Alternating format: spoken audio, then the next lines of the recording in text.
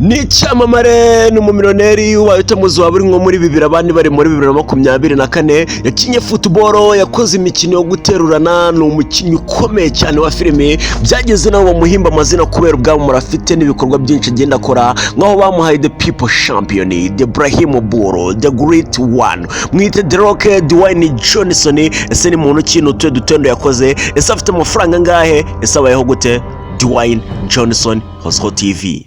This is Hozaho TV. Ladies and gentlemen, reka nongera mwikaze kuri Hozaho TV. Hozaho TV niba aramaze ukana subscribe mutera isari niba utarakana subscribe kana subscribe tugendane ibintu byose byamaze kujya ku murongo. Bamwita The Rock abenshi niko muzi ni nako yamamaye gusa amazina yiswe n'ababyeyi bamwise Dwayne Douglas Johnson. Ni umugabo uvuga ku itariki 2 mu kwezi kwa gatanu 1972 byumvikana yuko rero afite imyaka igera kuri 52. Uyu mugabo rero yavukiye California muri United States of America, yabyawe n'ababyeyi nka Arthur Johnson nyina umubyara ndetse abyarwa na se Rocky Johnson. The Rock rero mu gukura kwe yisanze mu muryango w'abantu bakina imikino yo gukirana, imikino yo kumvana imbaraga muri rusange, nkaho yisanze Rocky Johnson isumubyara ari umukinnyi ukomeye cyane karabutaka muri ringi mu guterurana mu kumvana imbaraga by'umwihariko. Gusa nanone ikintu cyaje gutungurana yaba na sogokuru wa The Rock nawe yari umukinnyi ukomeye cyane mu gukirana, ba anko biwe bagira kuri 3 nabo bakoze iyi mikino yo gukirana ndetse n'ababyara be bagira kuri 6 bakoze iyi mikino yo gukirana. Yisanze mu muryango gutyo rero w'abantu bakirana mu bwana bwiwe agakura agendana na se bajya muri ringi bajya mu mikino yo gukirana muri rusange. Dwayne Johnson rero mu gukura kwe yakuze ari umuhungu ukunda gukina football, yakuze ari umwana ukunda football muri rusange, nkaho mu kigo cy'amashuri yazamutse akina football biza kumuhesha na scholarship yo kujya in Miami. This is Hozaho TV. The Rock rero Dwayne Johnson yaje kwisanga mu mikino ya football mu kuzamuka muri secondaire biza kumuhesha rero scholarship yo kujya kwiga muri University ya Miami hariya in New York kabisa. Aza rero kuba umukinnyi wa football ukomeye cyane, gusa mu 1995 yaje kugira imvune ikomeye cyane. Iyo mvune rero iza gutuma ibintu bya football asa nkaho abigenzemo gake, ibintu bya football asa nkaho abiretse mo gake. 1996 bitewe n'ubusore yari afite bitewe n'ukuntu yanganaga, Dwayne Johnson yajoininze ringi nawe yinjira ringi atera ikirenge mu cyase mu cyababyara be ndetse n'icyasogokuru we nawe yinjira ringi, yinjira mu mikino yo guterurana, yinjira mu mikino yo kumvana imbaraga nkaho yahise ajoininga ikipe yitwaga The Nation of Domination. The Rock rero iyi timu The Nation of Domination ntabwo yabimazemo igihe kinini cyane, yaje kuyivamo ajoininga yitwa Corporation Group, nayo ayibamo mu guterurana mu kumvana imbaraga muri ringi. Ari umusore karabutaka. Ahangaha rero yaje kwabera icyamamare nkaho baje kumuhimba nk'izina The People's Champion. Gusa mu 2000 The Rock yabaye ashyize hasi byo guterurana, yinjira muri filimi, yinjira aho yabereye icyamamare, yinjira ahamugize umumiliyoneri, yinjira ahamugize The Great One, aho bamuhaye amazina agiye atandukanye. Dwayne Douglas Johnson yinjira urugendo rwo gukina filimi 2000. This is Hozaho TV.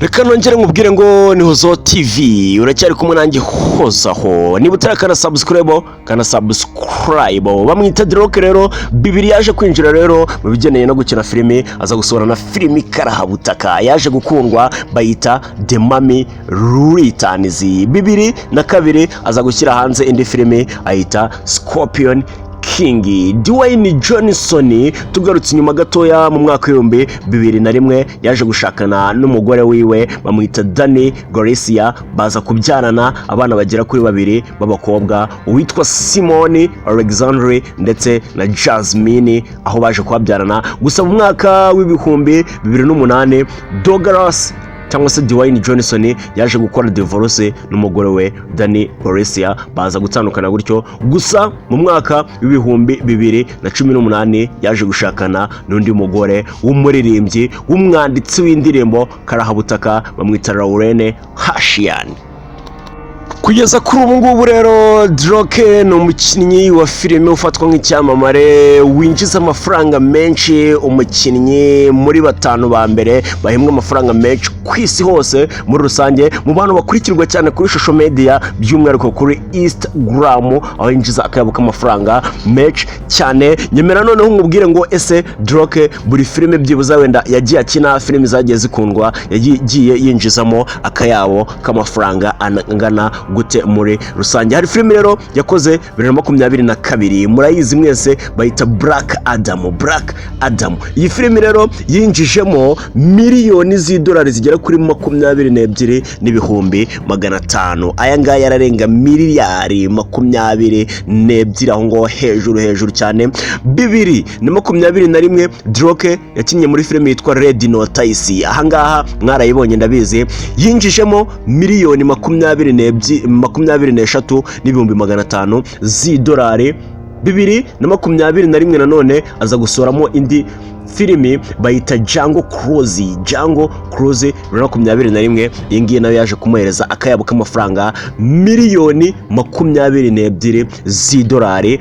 2019 yakoze filimi yitwa Jumanji, mwarayibonye mu ishyamba kabisa, aho yaje kwinjiza rero ho miliyoni zigera kuri 235. Please ndi kubabwira mu kanya miliyoni 22, 23, ariko iyi filimi yiswe Jumanji cyangwa se bayise The Next Level 2019 yamwinjirije akayabo k'amafaranga angana na miliyoni 235. My friend, aya mafaranga ni amafaranga menshi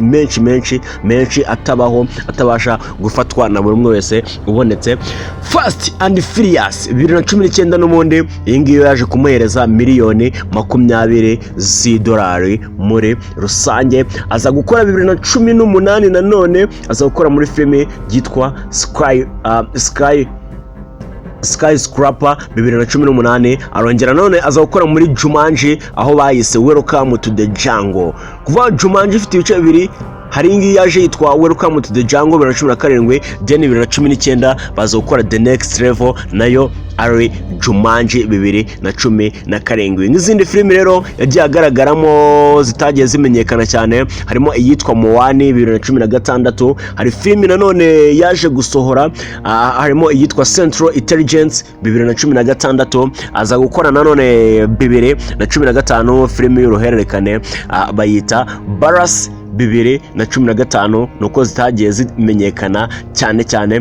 Gusa wenda ikintu wamenya Droke mu gutangira gukina filime yiwe ya mbere The Mummy Return 2001 yamwinjirije akayabo ka miliyoni 55 z'idolari. Urumva amafaranga Droke yahereyeho? Urumva ayo mafaranga Droke yahereyeho ntabwo yari gutuma akomeza ibintu byo guterurana by'imbaraga n'iki, nibyo byatumye rero yinjira muri filime. By'umwihariko reka mubwire ngo 2003 yakoze Run Down, 2004 akora indi filime ayita Walking Tall. ni filime nyinshi uyu mugabo amaze gukora, ahubwo reka mubwire ngo wenda gatoya cyane akiri muri ringi, akiri mu byo guterurana mu kumvana imbaraga, yaje kwibukanamo wenda naho igihembo gihabwa umukinnyi rurangiranwa muri imikino yo guterurana, muri imikino yo kumvana imbaraga, bakita heavyweight title. Heavyweight title, nujya wumva ngo umuntu bamuhereje kino gihembo heavyweight title, yumenya yuko ari we wa mbere muri iryo rushanwa muri uwo mwaka ku isi hose, kugeza hagize undi muntu uza akamwaka iyi heavyweight title muri rusange nawe agahita yitwa uwa mbere. Droke rero muri filimi naho 2020 yahawe igihembo cyitwa Best Poiro nk'umukinnyi wari waritwaye neza, nk'umukinnyi wari warinjiza amafaranga menshi, nk'umukinnyi wari waratinze neza muri filimi by'umwihariko, aho yahawe igihembo kingana na miliyoni 87 z'idolari. Umva amafaranga abatipe barekura. Hey, Droke bamwita Dwayne Douglas Johnson. Iyi ni Hozaho TV. Ngayo rero amateka y'iki cyamamare, munyemerere tuzagenda tubana mu biganiro byinshi bitandukanye byacu. Hozaho TV nakagaruka.